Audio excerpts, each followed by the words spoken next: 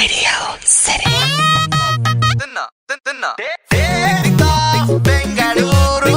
Generally food products ಗಳನ್ನ, ಹಣ್ಣು ತರಕಾರಿಗಳನ್ನ ತುಂಬಾ ದಿನ ಬಳಕೆಗೆ ಬರಬೇಕು ಅಂತ ಅದನ್ನ ನಾವು ರೆಫ್ರಿಜರೇಟ್ ಮಾಡ್ತೀವಿ. ಅಂಡ್ ಇದರಿಂದ ಆಹಾರ ಪದಾರ್ಥಗಳು ಕೂಡ ಅಷ್ಟು ಬೇಗ ಕೆಡೋದಿಲ್ಲ. ಆದ್ರೆ ಎಲ್ಲಾ ಪದಾರ್ಥಗಳನ್ನು ಕೂಡ ರೆಫ್ರಿಜರೇಟರ್ ನಲ್ಲಿ ಇಡೋದು ಒಳ್ಳೇದಲ್ಲ.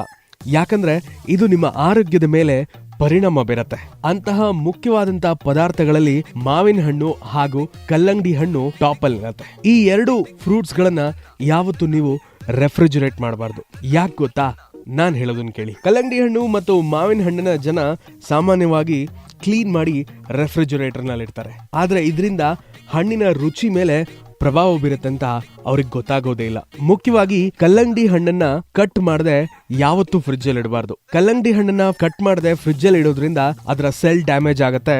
ಇದರಿಂದ ಹಣ್ಣಿನ ರುಚಿ ಮತ್ತು ಬಣ್ಣ ಕೂಡ ಬದಲಾಗತ್ತೆ. ಅಂಡ್ ಇದಲ್ಲದೆ ಫ್ರಿಡ್ಜ್ ನಲ್ಲಿ ಹಣ್ಣನ್ನ ಇಡೋದ್ರಿಂದ ಹಣ್ಣಿನ ಒಳಗಡೆ ಬ್ಯಾಕ್ಟೀರಿಯಾ ಕೂಡ ಬೆಳೆಯುವಂತ ಸಾಧ್ಯತೆ ಇದೆ. ಒಂದ್ ವೇಳೆ ನೀವು ರೆಫ್ರಿಜರೇಟ್ ಮಾಡ್ಲೇಬೇಕು ಅಂತ ಆದ್ರೆ ಅದನ್ನ ಕಟ್ ಮಾಡಿಟ್ರೆ ತುಂಬಾ ಒಳ್ಳೇದು. ಸಮ್ಮರ್ ನಲ್ಲಿ ಎಲ್ರಿಗೂ ಕಲ್ಲಂಗಡಿ ಮತ್ತು ಮಾವಿನ ಹಣ್ಣು ಬೇಕೇ ಬೇಕು. ಎರಡು ಹಣ್ಣುಗಳಲ್ಲಿ ನೀರಿನ ಅಂಶ ಜಾಸ್ತಿ ಇರೋದ್ರಿಂದ ಸಮ್ಮರ್ಗೆ ಆ ಹಣ್ಣುಗಳು ಪಕ್ಕಾ ಸೂಟ್ ಆಗತ್ತೆ. ಎಕ್ಸ್ಪರ್ಟ್ಸ್ ಹೇಳೋ ಪ್ರಕಾರ ಮಾವಿನ ಹಣ್ಣು ಮತ್ತು ಕಲ್ಲಂಗಡಿ ಹಣ್ಣನ್ನ ಫ್ರಿಡ್ಜ್ ನಿಂದ ಹೊರಗಿಡಬೇಕು. ಬಿಕಾಸ್ ಟೆಂಪರೇಚರ್ ಏರುಪೇರು ಆಗೋದ್ರಿಂದ ಅದು ಕೊಳೆಯುವಂತ ಸಾಧ್ಯತೆ ಜಾಸ್ತಿ ಇರತ್ತೆ. ಒಂದೇ ಕಂಪಾರ್ಟ್ಮೆಂಟ್ ನಲ್ಲಿ ಹಣ್ಣು ಮತ್ತು ತರಕಾರಿಗಳನ್ನ ಇಡೋದು ಒಳ್ಳೇದಲ್ಲ. ಎಲ್ಲಾ ಟೈಮ್ ನಲ್ಲೂ ಅದನ್ನ ಬೇರೆ ಬೇರೆ ಇಡಬೇಕಾಗತ್ತೆ. ಹಣ್ಣು ಮತ್ತು ತರಕಾರಿನ ಒಟ್ಟಿಗೆ ಪ್ರಿಸರ್ವ್ ಮಾಡೋದ್ರಿಂದ ಅದರ ರುಚಿ ಮತ್ತು ಕ್ವಾಲಿಟಿ ಮೇಲ್ ಕೂಡ ಪರಿಣಾಮ ಬೀರಬಹುದು. United States department of agriculture ನ ಪ್ರಕಾರ ಕಲ್ಲಂಗಡಿ ಹಣ್ಣು, ಹಲಸಿನ ಹಣ್ಣು ಮತ್ತು ಮಾವಿನ ಹಣ್ಣನ್ನ ರೂಮ್ ಟೆಂಪರೇಚರ್ ನಲ್ಲಿಟ್ರೆ ತುಂಬಾ ಒಳ್ಳೇದು. ಬಿಕಾಸ್ ಅದನ್ನ ಹೊರಗಿಡೋದ್ರಿಂದ ಆ ಹಣ್ಣುಗಳಲ್ಲಿರುವಂತಹ ರೋಗ ನಿರೋಧಕ ಶಕ್ತಿಯನ್ನ ಪ್ರೊಕ್ಯೂರ್ ಮಾಡಬಹುದು.